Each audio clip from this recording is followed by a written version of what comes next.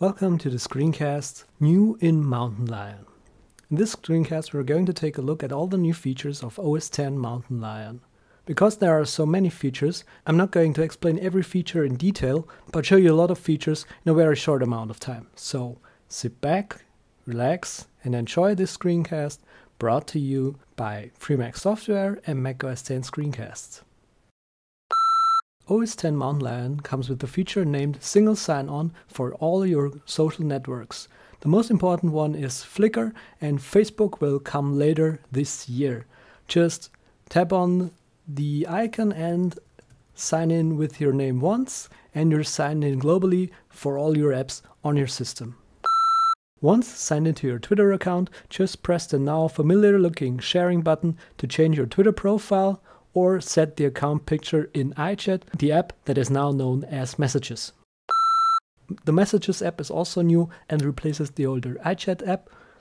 There's nothing new otherwise. It still supports Jabber and all the other chat systems. What is new though, you can now right-click into the chat list and choose a different style for how the chat should be displayed. I haven't seen this in earlier versions. One of the biggest new changes in OS X Mountain Lion is the Notification Center, which basically collects all your app's notifications into one place. You can activate the notification with a nifty trackpad gesture. Just slide from the outer left with 2 fingers to the left and it's gonna slide out from the right. From here you can simply go to the settings down here and edit the notifications, which notifications should show up in the Notification Center and which shouldn't. Also in the system preferences, just go to Keyboard, Mission Control, and here you can enable the Notifications Center entry, and on the right just enter your favorite keyboard shortcut for it and it's going to be activated by a simple key press.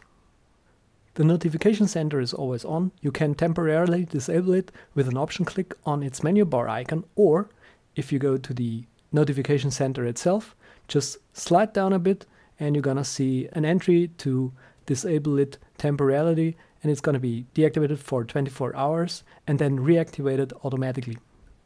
If you enable to show the share button in Notification Center, you're gonna see the click to tweet entry up here, which allows you to send new tweets to Twitter right from your Notification Center. The shortcut, by the way, to send a new tweet is Shift-Command-D, the same shortcut used in Mail to send a new email message. There are certain cases when the Notification Center won't be enabled, and that is when you're presenting. With Keynote, for instance, apps now have the ability to tell the Notification Center whether an app should be allowed to be interrupted by notifications or not. The options for the notifications themselves will look very familiar to iOS users. Now we have those options on OS X as well. Now you may wonder what's going to happen to Growl. Despite it being currently in its 2.0 beta test phase, you can use, for instance, the app Hiss, which basically just redirects every Growl notification to the Notification Center. Another option is Mountain Growl. This is a plugin for Growl and basically does the same thing, so you can choose either way. Because some people feel offended by the way how Notification Center looks, there's an app called NC Backgrounder, which basically just lets you customize the background of the Notification Center of OS X Mountain Lion. Sharing is also a new feature in OS X Mountain Lion. You can share from Quick Look, from Safari, from the Open Dialog in TextEdit, and even third-party apps will be allowed to build a sharing button into their apps. When you want to share a website with a friend via email, there are new options here in Mail to send the web page itself, a PDF, or the link only. Because you can now also share new files easily via AirDrop right from Quick Look, this tip might be worth a mention again. You can enable AirDrop on older Macs without supported wireless hardware by easily running this terminal command. Speaking of exchanging stuff with other people, Mail now has a feature called VIPs. You can easily assign important people to your VIPs, and that way you can just go to the smart mailbox for your VIPs and easier plow through all those nasty emails. Icloud is now even more prominent. You find it in basically every application. Preview has it, TextEdit has it, all other apps have it. You can just add new documents to your iCloud from every app. Just click on iCloud, go to the Finder, select some images, for instance, here in Preview, and drag them to the dialog, and they are going to be shared to your other computers. To switch back to the local files, just click on my Mac, and basically here you can also go to manage those files. You'll find now new options to rename files, move them to the trash, duplicate items. Also, of course, you can share single items and multiple items as well. When saving something, just hit Command S, and if you want to save something on iCloud, iCloud should be enabled by default. If it's not, the shortcut is Shift Command I, or if you want to go back to your local Mac, just press Command D, for instance, to save to the desktop, or Shift Command H to save to your home folder. Apart from its ability to save documents now into iCloud, TextEdit now has a feature where you just pinch to zoom, and here you can see on my non-Retina MacBook those non-crispy looking fonts while I zoom in or while I zoom out with 2 fingers on my trackpad. The calendar also got an overhaul. Its name now isn't iCal anymore, and the old calendar list you know from previous versions of OS X is finally back. To-dos aren't in the app anymore. These have now moved to a separate application. This separate application is Reminders. Reminders is the same app that you know from iOS. It also syncs over the iCloud with your iOS devices. You can pop out reminder lists by double-clicking them. And what's special for the OS X version, you can hold down the Command key to select multiple reminder lists to view. Stickies also got a new competitor right from Apple. It syncs via iCloud. You can also pop out notes by double-clicking them. You can share notes, of course. And luckily, you can change the default font to something less offending, like Helvetica. Oh god, where do I start with Safari? First of all, if you go to the preferences under privacy, you can now enable the do not track feature, and if websites decide that they respect that HTTP header, then you're not going to be tracked by them. The new Smart Search field combines the previously known address bar and the search bar. The reading list feature introduced in Lion also got a new update. If you add a new web page to your reading list, it's going to be saved for offline reading. iOS 6, which is supposed to come out in a few months, will also have the ability for you to read your articles offline. There's now a new feature in Safari that allows you to view other tabs. Just pinch with 2 fingers and swipe with 2 fingers across to the tab you want to view, and just click to zoom back in. There's also a menu entry available and a keyboard shortcut as well. Icloud Tabs is a feature for Safari that allows you to view your other computer's open tabs in Safari. Again, iOS 6 will have this feature as well that allows you to easily share open tabs from your iOS device to your Mac and vice versa. The Finder now shows progress for operations like file copying and downloads inline.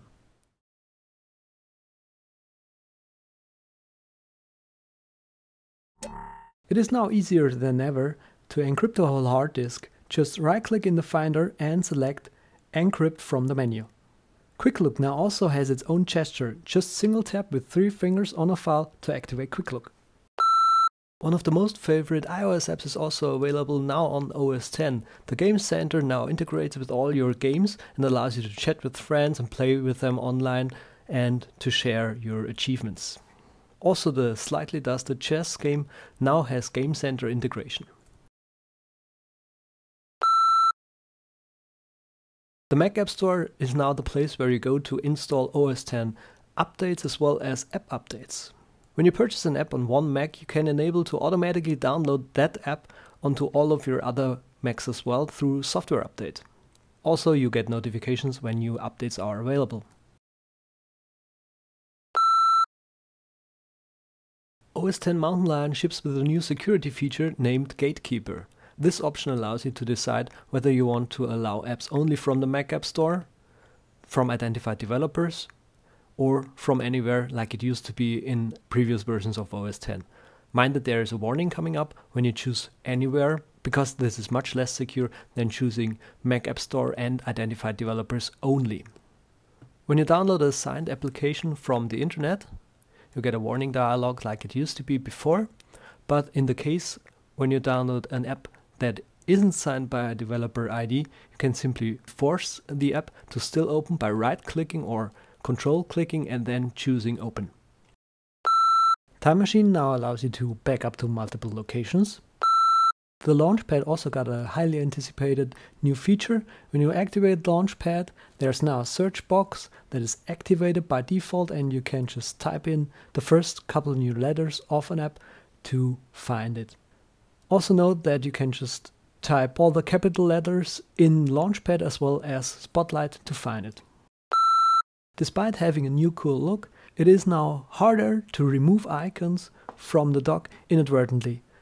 Before you could just drag any icon out of your dock. Now you need to go to your icon, drag it out and hold it for a moment before you see the poof icon appear. Dictation is also a feature known from the iOS devices. You can find it in the system preferences where you can activate it. Note that some information may be sent to Apple. Just enable it. Here you can set a shortcut for it. By default, this is pressing the function key twice. And once activated, just go to any application, press the function key twice to activate the dictation, and also press function again to stop your dictation. Hello computer.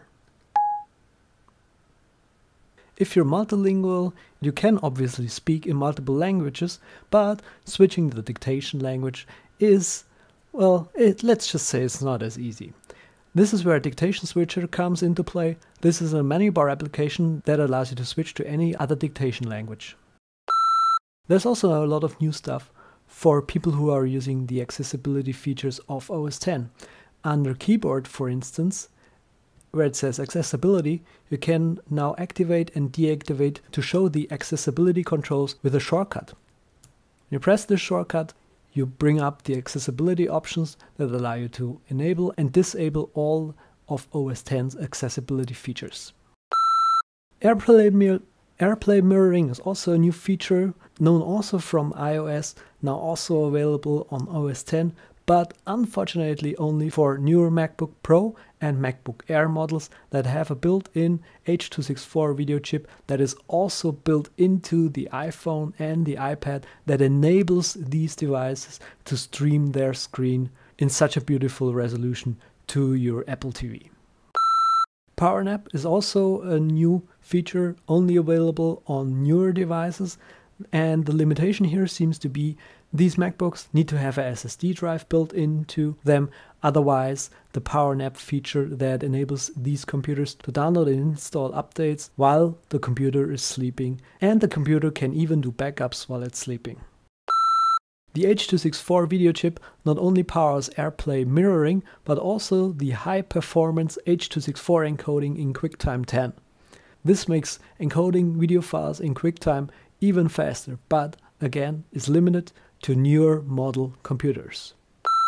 This is not everything. If you really want to know all the little details, this is a very recommended post by John Siracusa on Ars Technica.